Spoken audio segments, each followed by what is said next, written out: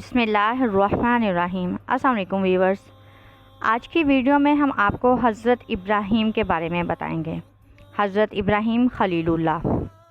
حضرت ابراہیم علیہ السلام اللہ کے جلیل القدر اور مقرب ترین پیغمبروں میں سے ایک ہیں، جنہیں خلیل اللہ یعنی اللہ کے دوست کے خطاب سے نوازا گیا۔ حضرت نوح علیہ السلام کے بعد آپ علیہ السلام وہ پہلے نبی ہیں جنہیں اللہ تعالیٰ نے توحید کی دعوت پھیلانے کے لیے مابعوث فرمایا۔ حضرت ابراہیم علیہ السلام نے عراق، مصر، شام، فلسطین سے لے کر عرب کی صحرائی وادیوں تک توحید کی دعوتیں عام کی۔ پھر اپنے مشن کی تکمیل کے لیے سرزمین عرب میں اپنے بڑے بیٹے اسماعیل علیہ السلام، شام و فلسطین میں دوسرے بیٹے حضرت اسحاق علیہ السلام اور مشرقی اردن میں اپنے بھتیجے حضرت لوط علیہ السلام کو مقرر فرمایا۔ اللہ تعالیٰ نے قرآن حکیم میں 59 مقامات پر حضرت ابراہیم علیہ السلام کا ذکر کیا ہے۔ حضرت ابراہیم علیہ السلام کے ابا و اجداد عرب سے ہجرت کر کے بابل میں آباد ہو گئے تھے، وہیں آپ علیہ السلام کی ولادت ہوئی۔ آپ علیہ السلام کے والد کا نام تعارخ تھا لیکن آزر کے نام سے مشہور ہوئے۔ حضرت ابراہیم علیہ السلام کی پیدائش کے وقت آزر کی عمر 75 سال تھی۔ حضرت ابراہیم علیہ السلام کے علاوہ آزر کے 2 بیٹے اور تھے، ایک کا نام ناہور اور دوسرے کا نام ہاران تھا۔ ہاران کا انتقال آزر کی زندگی میں ہی ہو گیا تھا۔ ہاران کا ایک بیٹا تھا جس کا نام لوط تھا۔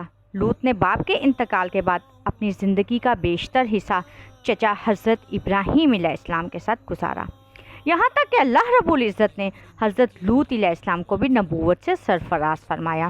حضرت ابراہیم علیہ السلام کے والد آزر کا پیشہ بت تراشی اور بت فروشی تھا۔ بابل اور اس کے آس پاس کے علاقوں پر نمرود کی بادشاہی تھی، جو ایک بہت طاقتور، متکبر، جابر اور بت پرست حکمران تھا۔ کہتے ہیں سر پر تاج سب سے پہلے نمرود ہی نے پہنا تھا۔ یہ بزور طاقت رعایا سے اپنی پرستش کرواتا تھا کہ آسمان پر ایک بڑا روشن اور خوبصورت ستارہ نمودار ہوا ہے، جس کی روشنی اتنی تیز تھی کہ اس نے آسمان پر چمکتے چاند اور لاکھوں ستاروں کی روشنی کو ماند کر دیا۔ صبح ہوئی تو نمرود نے شہر کے تمام بڑے کہنوں اور نجومیوں کو دربار میں طلب کر کے اپنا خواب سنایا اور تعبیر مانگی۔ نجومیوں نے تعبیر بتائی کہ اس شہر میں عنقریب ایک ایسا بچہ پیدا ہونے والا ہے جو عظیم بادشاہ کے زوال کا باعث بنے گا اور ہمارے خداؤں کے مقابلے میں ایک خدا اور اس کے دین کا پرچار کرے گا۔ نجومیوں کی اس خبر نے نمرود کو سخت پریشان کر دیا، چنانچہ اس نے فوری حکم دیا کہ جو بھی بچہ پیدا ہو اسے فوری قتل کر دیا جائے۔ بادشاہ کے حکم پر عمل درآمد شروع کر دیا گیا اور بابل کی سرزمین نوزائیدہ بچوں کے خون سے سرخ ہو گئی۔ ابھی بادشاہ کے فرمان کو کچھ ہی وقت گزرا تھا کہ حضرت ابراہیم علیہ السلام کی والدہ کا وقت قریب آ گیا اور ان کی بیوی کو اپنے اولاد کا خون کسی صورت بھی قبول نہ تھا، لہٰذا دونوں نے چھپ کر پالنے کا فیصلہ کر لیا اور بچے کی پیدائش سے پہلے ہی بابل کے پہاڑوں کے درمیان ایک غار تلاش کر لیا۔ حضرت ابراہیم علیہ السلام کی والدہ نے اس غار میں بچے کو جنم دیا اور بچے کو اللہ کے سپرد کر کے گھر واپس آ گئیں۔ والدہ باقاعدگی سے چھپاتے چھپاتے غار میں جاتی اور بچے کو دودھ پلا کر واپس آ جاتی۔ کچھ ہی عرصہ بعد آپ بڑے ہو گئے تو والدین گھر لے آئے۔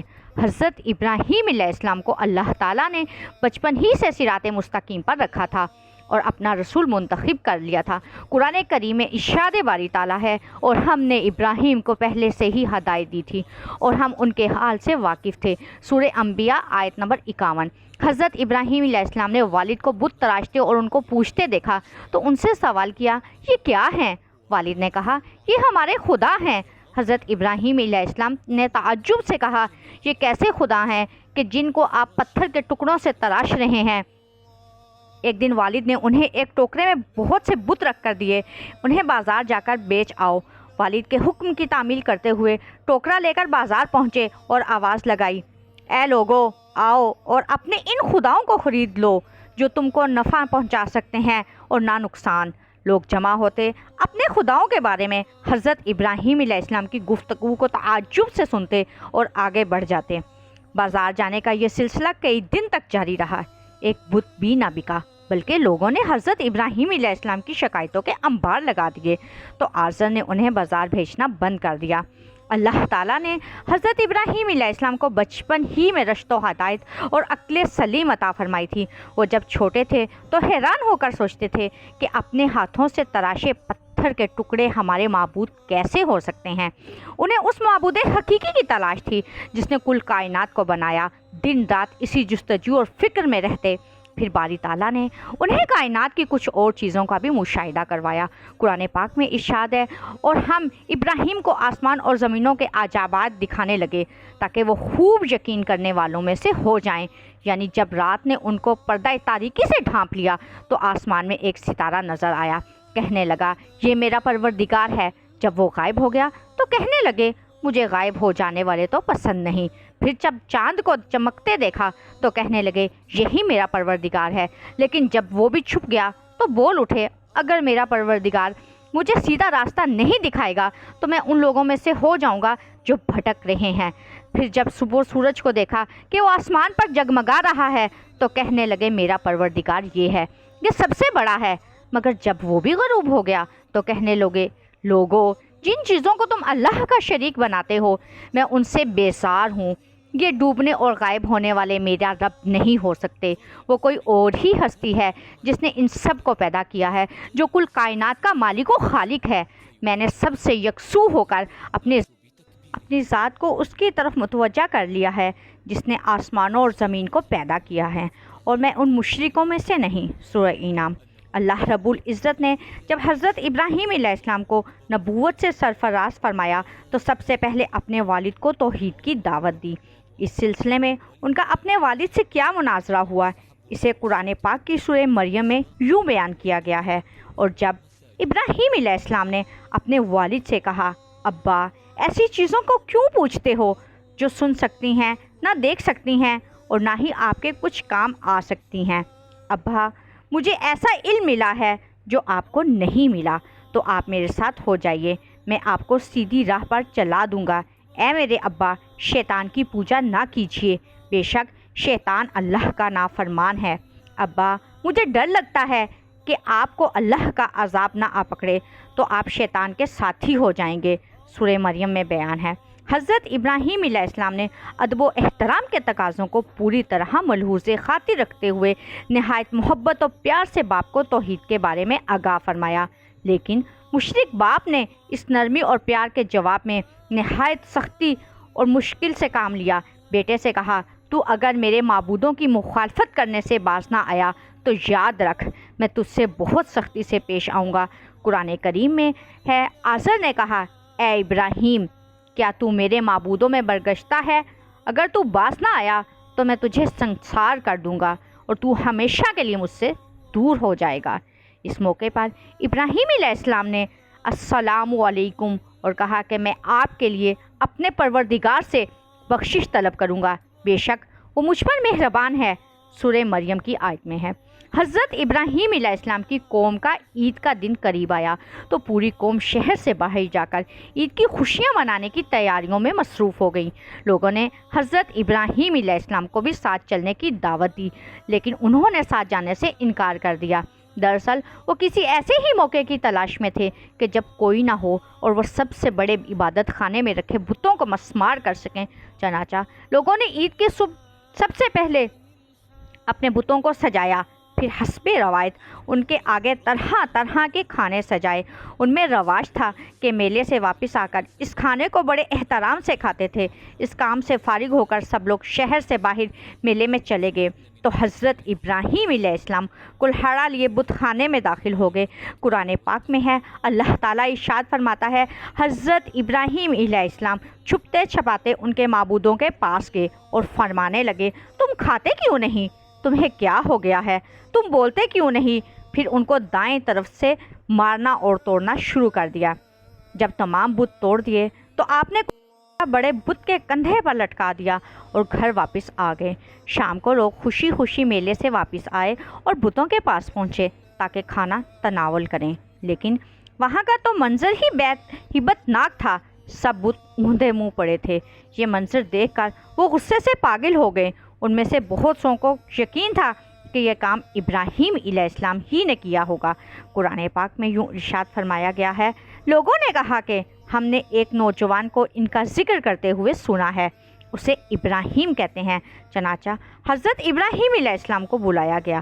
جب آپ علیہ السلام آئے تو مشرکوں نے کہا، اے ابراہیم، ہمارے معبودوں کے ساتھ تم نے کیا کیا ہے؟ ابراہیم علیہ السلام نے کہا، یہ ان کے بڑے بت نے کیا ہوگا، اگر وہ بولتے ہوں تو ان سے پوچھ لو۔ تو انہوں نے اپنے دل میں غور کیا تو آپس میں کہنے لگے، بے شک ہم ہی ظالم ہیں۔ پھر شرمندہ ہو کر سر نیچے کر لیا اور بولے، ابراہیم، تم جانتے ہو کہ یہ بولتے نہیں ہیں۔ ابراہیم علیہ السلام نے کہا، پھر تم اللہ کو چھوڑ کر کیوں ایسی چیزوں کو پوچھتے ہو جو تمہیں کچھ فائدہ نہیں دے سکتی اور نہ ہی نقصان تم پر، اور جن کو تم اللہ کے سوا پوچھتے ہو ان پر کیا تمہیں عقل نہیں رکھتے؟ بتوں کو توڑنے کا عمل نمرود اور اس کی قوم کے نزدیک ناقابل معافی جرم تھا، لہٰذا انہوں نے فیصلہ کیا حضرت ابراہیم علیہ السلام کو اتنی سخت اور عبرتناک سزا دی جائے کہ آئندہ کسی کو بتوں کی بے حرمتی کی ہمت نہ ہو۔ چنانچہ نمرود کے حکم پر خندق کھودی گئی۔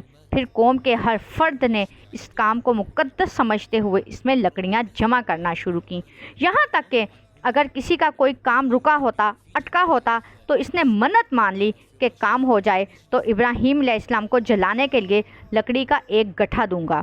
خندق کے بھر جانے کے بعد اس میں آگ روشن کر دی گئی۔ پھر ایک منجیک بنائی گئی جس کے ذریعے حضرت ابراہیم علیہ السلام کو رسیوں سے جکڑ کر آگ میں پھینک دیا گیا۔ اس موقع پر حضرت ابراہیم علیہ السلام نے کہا، ہمیں اللہ ہی کافی ہے اور وہی بہترین کارساز ہے۔ بخاری شریف میں ہے۔ حضرت ابن عباس اور سعید بن جبیر سے مروی ہے کہ اس وقت بارش والا فرشتہ اضطراب اور پریشانی کے عالم میں کہہ رہا تھا کہ کب مجھے حکم ربی ملے اور میں بارش برساؤں، لیکن اللہ کا حکم بلا واسطہ کے زیادہ تیز تھا، یعنی اللہ نے خود ہی آگ کو حکم فرما دیا۔ قصص الانبیاء ابن کثیر میں ہے، آگ گل و گلزار بن گئی۔ قرآن کریم میں ارشاد باری تعالیٰ ہے، ہم نے کہا، اے آگ، ابراہیم پر ٹھنڈی اور سلامتی والی ہو جا۔ سورہ انبیاء مروی ہے کہ حضرت جبریل علیہ السلام حضرت ابراہیم علیہ السلام کے اور آپ کی جبین ادھر سے پسینہ پہنچ رہے تھے، اور اس پسینے کے علاوہ انہیں کوئی اور تکلیف نہیں پہنچی۔ حضرت ابو ہریرہ رضی اللہ تعالیٰ عنہ سے مروی ہے کہ حضرت ابراہیم علیہ السلام کے والد کے کہے ہوئے کلمات میں سب سے اچھے کلمات وہ ہیں جو اس نے اپنے بیٹے کو آگ کے اندر دیکھ کر کہے تھے، اے ابراہیم، تیرا پروردگار بہترین پروردگار ہے۔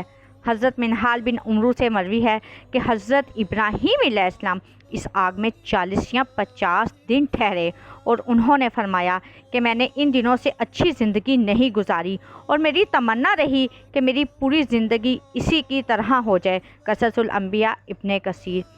حضرت ابراہیم علیہ السلام کو آگ میں ڈالا گیا، لیکن پھر بھی وہ اپنے دین برحق پر قائم رہے، اور اسی لیے اللہ رب العزت نے ان کو تمام امتحانوں میں کامیاب و کامران کیا، اور وہ اللہ کے خلیل اللہ ٹھہرے۔ ان کا لقب خلیل اللہ ہے۔ ویورز، اگر آپ کو ہماری یہ ویڈیو پسند آئے تو اسے لائک اور شیئر ضرور کیجیے گا، اور ہمارے اس چینل کو بھی سبسکرائب ضرور کیجیے گا۔ جزاک اللہ خیر۔ اللہ حافظ۔